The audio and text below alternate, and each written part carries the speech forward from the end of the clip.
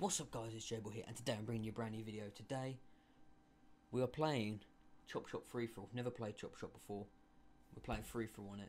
And also my topic of conversation for today is how I got into gaming.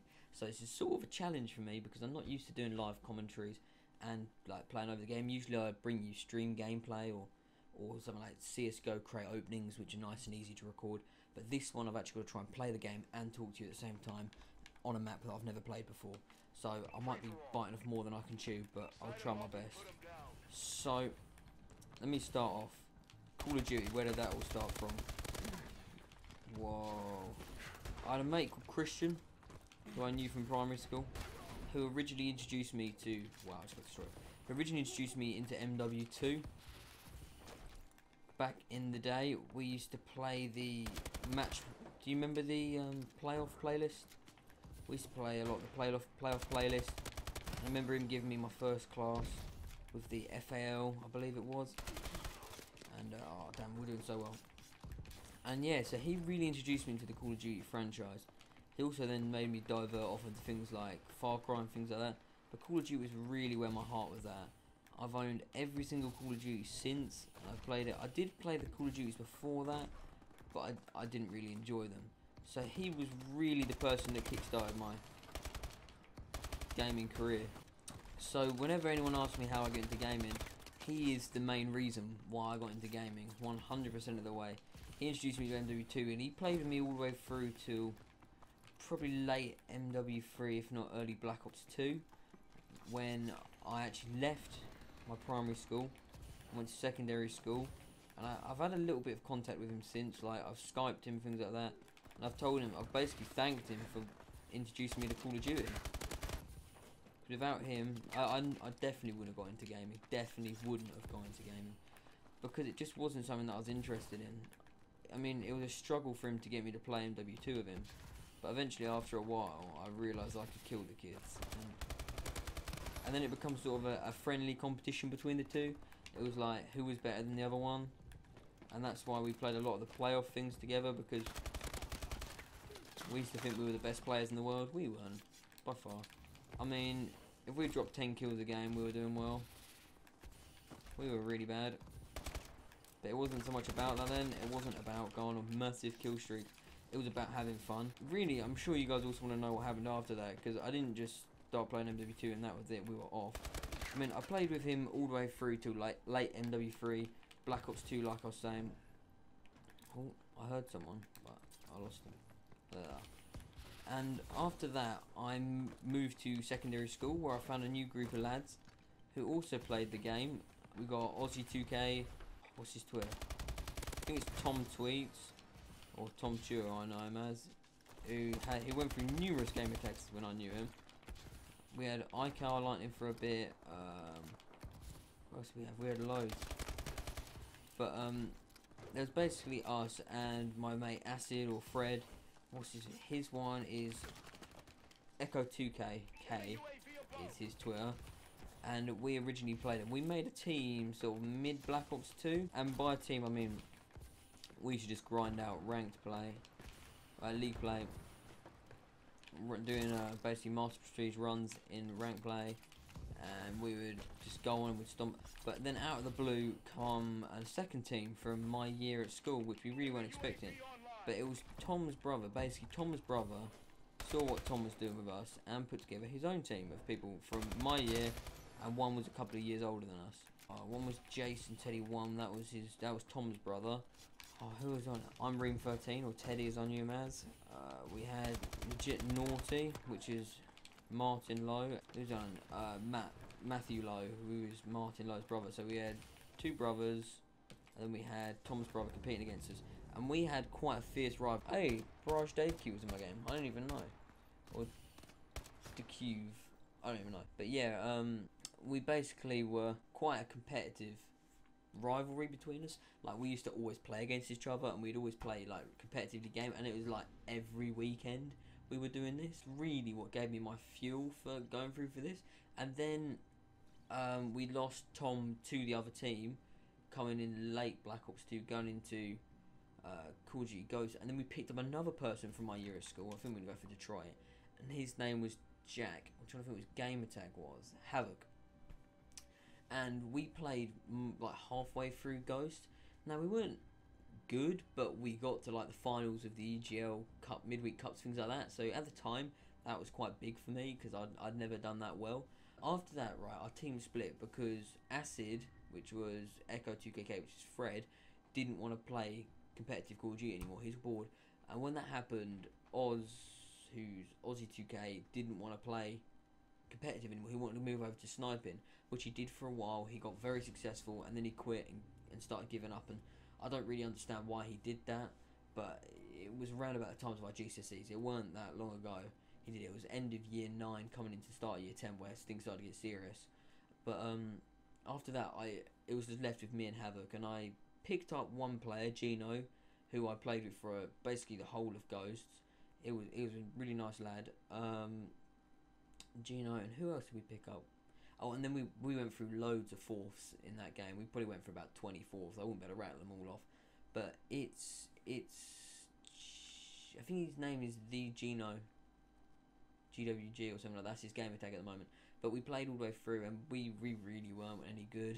I mean, we'd get first rounded most tourneys and argue most nights. So eventually, I decided to split from the pack and went free agent. And that's when I come across Luke Perry. I think his gamer tag's just Lukey. Yeah, we basically played for a while, and we made a team. When was that have been? That would have been no, that was late Ghosts, and it was me, Lukey, Benny, and there was one other. Who was it? I know. I think we got through quite a few fourths. I think originally it was coming into this game. It was Jub Eats Bear. I can't remember who it was in Ghosts. We did have a fourth. Actually, no, we didn't. I think we went through quite a few fourths in Ghosts. But we basically just played. We played for fun, really. It weren't all that serious. It got a little bit more serious when we come into the first bit of Ghost. As I got into my first major organisation. Now, I mean, when I was playing with Gino, we were in an organisation called GWG, but that was run by Gino, so it wasn't really that much of a big deal to me, because it was sort of run by a teammate, so we weren't going to get dropped or anything. We didn't have anything to run by. Really difficult. It's really difficult to talk and play at the same time. I can't believe how unbelievably difficult it was. But anyway, yeah, before I go too far off track, we basically joined the organisation, and then it was me, Lukey, Benny, and Jub. We were originally teaming for the first Amateur Pro. Yeah, you're dead. Oh, I stabbed in my head. I know you didn't use that new shotgun. I haven't used that yet. I might do a video with that. And we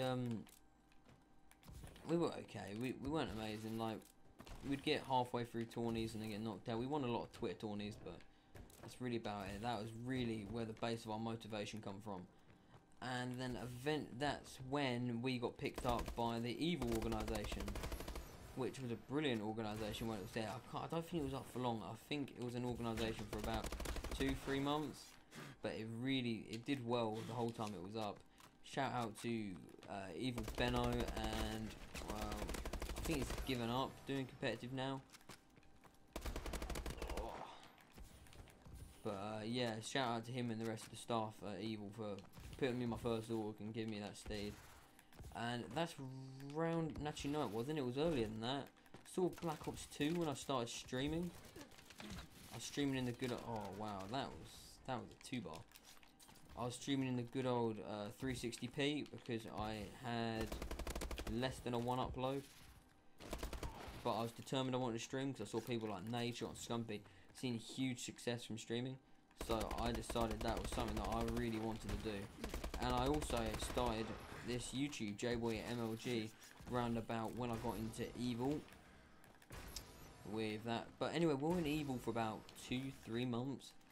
And then eventually there was an argument between Lukey and the owner of Evil over jerseys or something, I think it was, for the first Amateur Pro tourney. This was quite a while before Amateur Pro. It was about, well, it had to be sort of a couple of months before Amateur Pro, just about when it was announced. And eventually we ended up splitting that team, and I announced my free agency again under Evil, where JJ was actually a staff member at the time. and he basically hit me up in the DMs because I was already following him as a staff member. I was sort of using him because he knew a little bit more about the organisation than I did. So I spoke to him, and he was like, yeah, I used to play competitive Call of Duty with Epsilon Switch and Matty and Northy, was it, from Viperio? Or was it Lukey? It was one of them. And basically me and JJ ended up teaming and going LF2, where we picked up Liar, who was, what team was he in then? I can't remember who he was in. He was in, I can't remember. I think he's still in it now. But basically we ended up picking him up and going LF1, where I'm trying to think what the player is now, the one who we picked up. We did pick someone up. Where we picked, that's it, I remember it now. Where we picked up Joshi, who is now a staff member for Aerox Esports. As of today, you know, he may be dropped by the time this video goes up. You never know with Joshi. He goes through so many organisations. And we picked him up originally, and he couldn't play the week leading up to Amateur Pro. He couldn't play because he was moving house. He had no internet or anything, so we couldn't play. And also, he hadn't paid for his LAN ticket or anything before. Now, me, Liar, and JJ paid for our LAN ticket, paid for our accommodation, travel and everything was already sorted, and we were all ready to go. And at the time, we were playing underneath the EVA organisation, also owned by Evil Benno, who gave us the opportunity to go play under their organisation. They had the nicer jerseys and the better logo and everything, so we just decided to play under them. So this is me, Liar, and also we played one night against Supra from Sway Gaming and his squadron in a tourney, and we just took them out of it. It was two really close series when we get a Skype call from Supra saying that he'd been dropped from Sway Gaming, and we know he was a very solid player, but his internet connection was really bad. So online he really couldn't perform, but we could see his shot when he hosted. His shot was dominant, so we knew he had a lot of potential, and he was an AR player, exactly the role that we needed to be filled. Because we couldn't rely on Joshi, although we were quite happy to carry on going to LAN with him. We really couldn't rely on him to get a ticket in 1 week before the event and everything, where Supra already had his LAN ticket booked. All he had to do was pay for a hotel. So we ended up picking up Supra. It just ended up being the right decision, and that was my first team that I ever went to LAN with, and so far that has been my only LAN that I've attended. I will be attending City LAN this year. We won the game, lads. But that was my team I went to the very first LAN with. That was Liar, Supra, and JJ. JJ's JJ FPS. Liar, I can't remember, and Sam's just S Supra.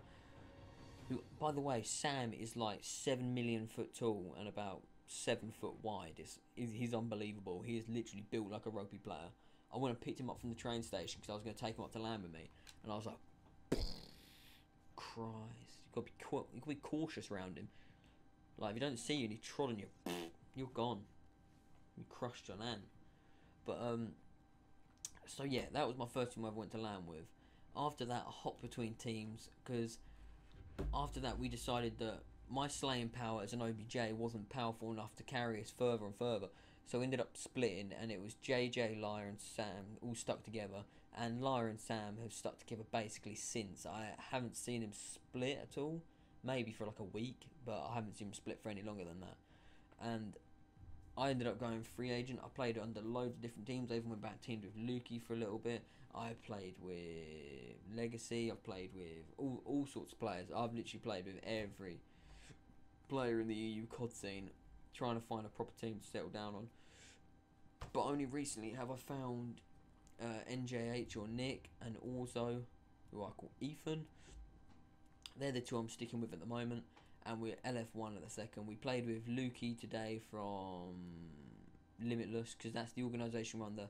Although I represent Aware Gaming on my social media and everything, because I'm a content producer for them, I do play competitive Call of Duty under Limitless Nation, who are currently my organisation I'm representing in Call of Duty with the rest of my squadron, and we are going to be going to City Land. We're not going to attend I-55 because I'm pretty sure that's already sold out, and also the events are a week between. So we wanted to go to the City Land one because there might be less competitors. Therefore, we'll be getting a better placement easier. That's basically as simple as it comes. We want to have a good placement because we're still fresh to the scene, and one good placement give us that little bit of exposure that we need, and it will help out Limitless Nation. Wow, I just got destroyed. But so yeah, that's basically how I got into Call of Duty. What it was all thanks to Christian. Big it up to him. If I knew what his Twitter was, I'd give him a shout out. But I don't even know if he still plays Call of Duty. I think he does. If he does, I'll see if I can get him on, and we'll play a video. We'll make a video together of me and him playing, see how much he's changed and how much I've come and progressed since I started playing with him back in the day. But other than that, guys, this has been JBoy signing out. Peace. What?